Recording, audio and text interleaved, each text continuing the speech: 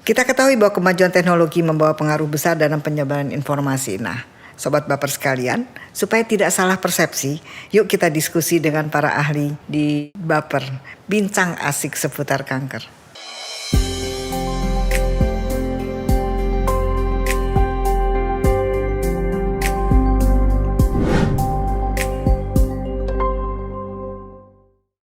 Sobat Baper sekalian, pada kesempatan kali ini saya ditemani oleh seorang dokter yang ganteng.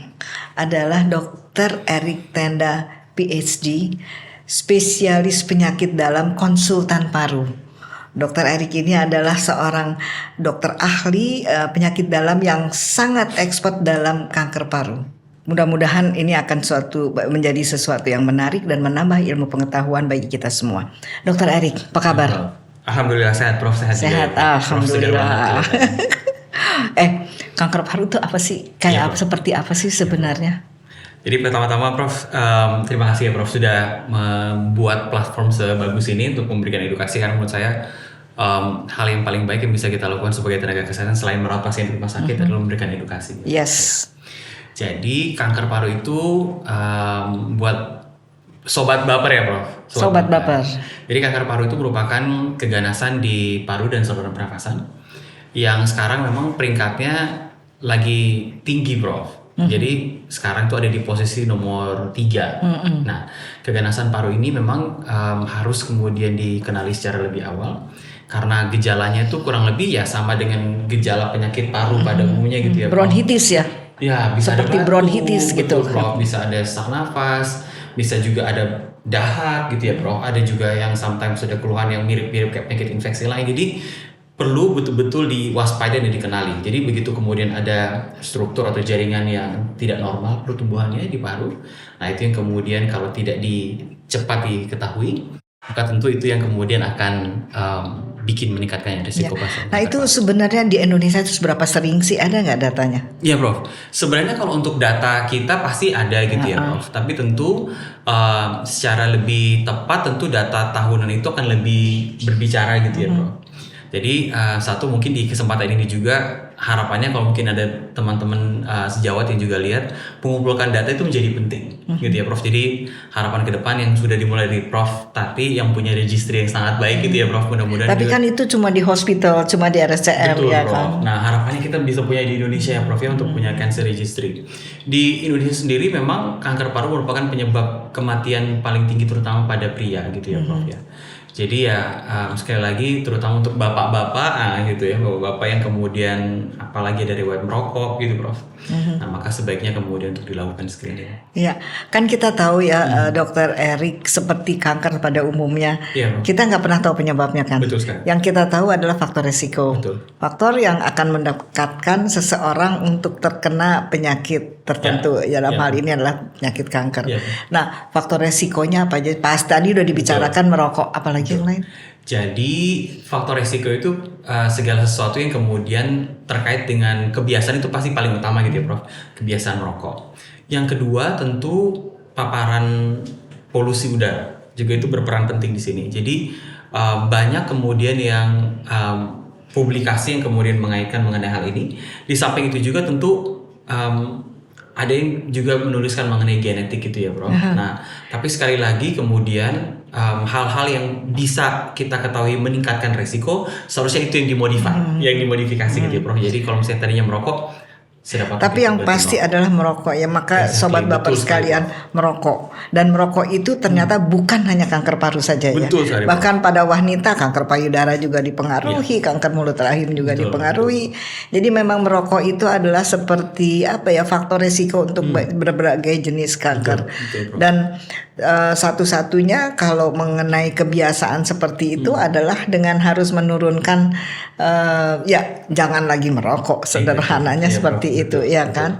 Nah tandanya biasanya gimana, dan bagaimana ya kalau misalnya kita ada tanda, ada gejala batuk, kira-kira bagaimana membedain bahwa batuk itu bukan karena yang banyak di masyarakat kan bronkitis ya kan. Bronkitis, aduh saya bronkitis nih gitu. Nah bagaimana membedakan batuk yang kira-kira kita lebih mewaspadai kemungkinan terjadinya kanker paru? Iya Prof. Atau TBC, kan TBC betul, juga kita masih TBC banyak juga sama, ya kan. Betul, Prof. Jadi memang sobat baper, penyebab dari atau gejala yang kemudian mengikuti pasien kanker paru itu seperti yang tadi disampaikan kurang lebih mirip gitu ya, Prof. Dengan apa yang kemudian gejala yang dikeluhkan oleh pasien karena penyakit paru infeksi. Jadi enggak atau alergi ya, paru juga banyak gitu, alergi. Jadi bisa batuknya bisa batuk kering, itu batuk berdahak, ada sesak nafas gitu ya. Kalau dia infeksi biasanya ada demam gitu ya, Prof, atau keringat malam, penurunan berat badan gitu. Tapi kalau specifically untuk kemudian kanker paru itu misalnya batuk yang disertai darah gitu. Atau kemudian ada penurunan berat badan yang secara signifikan dialami oleh pasien. Nah, tapi gejala-gejala itu juga sebaiknya harus ditelusuri juga dengan penapisan yang lain. Dalam hal ini menanyakan kepada pasien, kalau kita gitu ya, dokter menanyakan apakah pasien ini merokok atau tidak.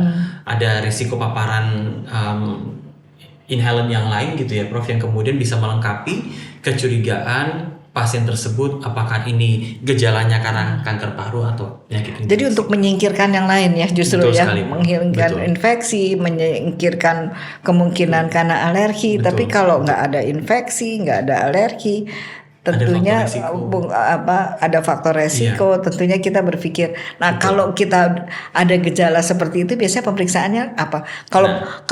Kalau payudara kan jelas, periksa payudara. Periksa payudara sendiri, mamografi, USG. Nah, kalau kanker paru? Ya, Prof. Jadi kalau kemudian kita bicara mengenai penyakit paru, keluhannya memang kebanyakan mirip-mirip tuh, Prof. Mirip-mirip ya? Betul, antara yang keganasan, yang infeksi. Pada awal ya. Kecuali kalau udah lanjut, udah kurus gitu ya. Prof. Nah, jadi yang kemudian bisa membedakan karena kita juga TB-nya juga masih tinggi gitu ya. Jadi kalau misalnya ada penurunan berat badan, batuk gitu ya, berdahak, penurunan berat badan, keringat malam, ada demam, nah itu masih mungkin infeksi ini masih mungkin TB atau masih mungkin pneumonia gitu ya, Prof. Nah, tapi kalau kemudian batuknya ini menetap cukup lama, apalagi kalau misalnya disertai ada batuk darah, walaupun masih mungkin TB juga gitu ya, Prof. Maka kemudian mesti dilihat ada faktor risiko atau tidak. Kalau ada faktor risiko merokok, maka masih mungkin ini suatu keganasan. Jadi mesti ditelusuri lebih lanjut gitu ya. Jadi nanti dokternya pasti akan menetapkan rencana pemeriksaan diagnostik untuk kemudian melihat apakah betul-betul ini kecurigaannya lebih ke keganasan atau infeksi. Jadi cara mendeteksinya datang ke dokter, kemudian dokter akan memeriksa lebih lanjut. Yang diperiksa tuh foto dada, foto paru-paru, dengan kemungkinan CT. Ada nggak darah, tumor markers gitu yang bisa kita lihat?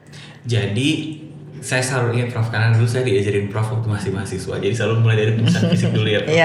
Jadi setelah dari pemeriksaan fisik, kemudian nanti dokter akan merencanakan pemeriksaan citra sederhana dulu, pakai foto ronsen, bisa juga dengan CT scan gitu ya.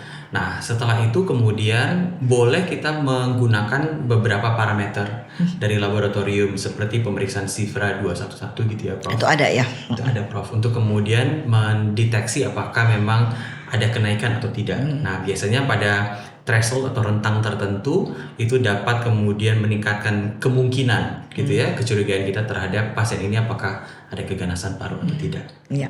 Nah, kita sudah bicara tentang gejala, faktor resiko, kemudian cara mendeteksinya seperti apa. Tadi kan juga akan ada dikatakan mengenai faktor genetik ya, keluarga ya. Apakah kalau di dalam suatu keluarga ada kanker paru, seberapa keterkaitannya ya kanker paru dengan genetik? Kalau payudara kan jelas ada BRCA, ada gen-gen tertentu yang menjadi indikator bahwa seseorang itu kemungkinan di keluarganya ada. Kalau kanker paru nggak terlalu kuat kan kelihatannya. Terlalu kuat, betul sekali, Prof. Tidak terlalu kuat. Walaupun memang masih banyak juga penelitian yang pasti akan menjawab itu ya, Prof. Tapi tentu itu merupakan salah satu pertanyaan yang wajib ditanyakan gitu ya, Prof. Terutama saya rasa mungkin tidak hanya terbatas ke kanker paru, tapi juga mungkin ke keganasan yang lain gitu ya. Jadi ya paling tidak kita bisa melihat waspada lah ya kalau ya. Betul. Baik. Nah, kalau pengalamannya Dokter Erik, kalau dapat pasien kanker paru yang terbanyak tuh anak sebarnya di mana ya? Nah, yang paling banyak itu, Prof, anak sebarnya itu ke kepala. Jadi makanya next step setelah kemudian dilakukan penegakan diagnosis kanker paru, maka kemudian kita mesti melakukan brain CT gitu ya, atau CT scan di kepala. Ya. Untuk kemudian melihat apakah ada penyebaran atau tidak. Karena sering tentu, ya di brain ya. Selain itu juga tentu melihat ke tulang gitu ya, maupun sistem organ yang lain juga menjadi penting. Ya. Dan satu-satu itu harus diperiksa ya. Betul sekali, Bro. Tapi kalau misalnya kebetulan ada dana, mungkin lebih gampang pakai PET CT kali ya. Serut satu kali ya kan. Betul, ya. Betul, kalau tidak ya kita harus satu-satu ya. Betul, brain, kemudian tulang. Betul sekali. Barangkali juga liver ya. Betul. Ya. Nah, sekarang tentunya kan kita tahu bahwa pengobatan dari kanker itu kan sangat tergantung pada stadium ya. Betul sekali, Bro. Nah, itu pengobatannya bisa diceritakan secara supaya para sobat baper sekalian mengerti bahwa kalau terkena kanker paru apa yang harus dilakukan dan juga kira-kira beban akibat pengobatan apa yang akan dirasakan ya. Jadi sekali lagi Prof Tati, terima kasih banyak buat platform yang sangat baik ini ya Prof, karena bisa mengedukasi. Jadi kunci jawabannya itu adalah mendeteksi secara dini gitu. Di luar negeri kemudian terutama pada pasien yang beresiko, terutama pasien misalnya usia 45 tahun ke atas. 45 tahun ke atas ya. 45 tahun ke atas, kemudian pria gitu ya. Dan pria lebih banyak ya. Betul sekali, Prof. Merokok ya. Dan merokok. Nah, maka kemudian disarankan untuk dilakukan pemeriksaan low dose CT. Gitu ya, Prof. Low dose CT dapat dilakukan at least 2 tahun sekali untuk kemudian mendeteksi secara dini. Kenapa mesti mendeteksi secara dini? Kenapa enggak? Ya udah kalau misalnya nggak ada ya udah nggak ada aja gitu selamanya nggak dicek, karena masih mungkin kemudian dengan kita melakukan deteksi dini maka kita bisa mengetahui stadiumnya juga secara lebih dini. Lebih cepat ya. Betul sekali, Prof. Karena di stadium-stadium awal itu masih sangat dimungkinkan apabila kemudian ada kecurigaan masa paru gitu ya, atau tumor paru, setelah dibiopsi ditegakkan diagnosis masih bisa dioperasi. Nah setelah itu juga dapat dilanjutkan dengan pilihan kemoterapi. Stadium kanker juga ada 4 gitu ya Prof. Sampai kemudian ada stadium yang keempat yang udah ada penyebaran lanjut gitu ya, Prof. Nah yang tentu yang kita tidak harapkan adalah pasien ini kemudian diketahui ketika sudah lanjut gitu ya, dan Prof. Itu yang banyak terjadi saat ini di Indonesia ya. Makanya ini ada ya Prof ya. Iya. Ya, kurang lebih seperti itu, Bro. Jadi sobat baper sekalian, apa yang terjadi saat ini, apalagi bukan hanya pada kanker paru, tapi juga khusus kanker paru, itu datang sudah dengan anak sebar. Tiba-tiba sakit tulang, ternyata tulangnya dieksplor, ternyata itu adalah kanker paru. Tentunya pada keadaan seperti itu biaya pengobatan menjadi sangat besar dan beban karena pengobatan juga sangat besar. Maksudnya angka kesembuhannya juga menjadi sangat kurang baik ya. Nah, jadi sebenarnya message-nya kanker paru itu bisa disembuhkan atau tidak? Kanker paru dapat diketahui secara lebih dini dan dapat diobati dengan lebih baik sehingga dapat meningkatkan angka harapan hidup dan kualitas hidup. Ya, jadi sobat baper sekalian sudah jelas bahwa kanker paru saat ini menjadi peringkat nomor 3 secara angka kejadian di Indonesia. Banyak pada laki-laki usia 45 tahun ke atas. Ada faktor resiko yang dijalankan, salah satunya adalah merokok. Oh iya, itu rokok tembakau atau rokok itu tuh yang keren tuh sekarang itu. Dua-duanya. Elektrik ya Prof. Vape. Vape ya. Apa aja Prof? Dua-duanya. Nah, satu lagi soal sekalian, dua-duanya mau itu rokok elektrik atau rokok tembakau, dua-duanya beresiko untuk terjadi kanker paru. Pengobatannya tadi Dr. Erik ada menyinggung tentang low dose CT. Mungkin itu adalah suatu metode yang dapat dilakukan untuk kita mendeteksi secara dini kemungkinan terjadinya kanker paru, terutama pada bapak-bapak usia muda yang tadi kita sudah sebutkan yang mempunyai gejala seperti itu untuk mendeteksi. Tapi sebenarnya sih nggak usah deteksi, yang penting berhentiin aja deh ngerokok. Kan begitu ya Pak Dr. Erik. Dan kembali seperti juga kanker-kanker yang lain, bila ditemukan secara dini maka kemungkinan untuk kesembuhannya akan menjadi lebih tinggi, dan satu lagi yang penting dengan quality of life yang baik. Seperti itu. Ada tambahan lagi Dr. Erik? Dari saya sih itu aja Prof. Sekali lagi terima kasih. Mungkin investasi yang paling baik buat sobat-sobat baper adalah mengetahui secara dini ya Prof. Karena terutama terkait dengan kebiasaan merokok. Karena ketika kita ngerokok tuh orang yang merokok tuh nggak pernah nanyain gitu ya ke keluarganya nanti kalau saya sakit ngurusin saya atau enggak, tapi dengan kebiasaan ini akan meningkatkan resiko kita dan kita juga akan mengikut sertakan orang-orang yang kita cintai. Karena perokok pasif ya. Betul sekali, Prof. Karena resiko mereka juga akan tinggi. Selain itu kalau misalnya nanti datangnya nanti belakangan udah ada penyebaran, kasihan pasien dan keluarga juga. Dan keluarganya. Betul, baik, demikian Sobat Baper sekalian, kesempatan kita kali ini untuk membicarakan kanker paru, salah satu kanker yang tadi sudah kita katakan yang kurang baik. Dan hasil pengobatan juga sampai saat ini kurang baik ya kan. Mudah-mudahan sesi kita saat ini bermanfaat bagi kita semua. Terima kasih. Terima kasih.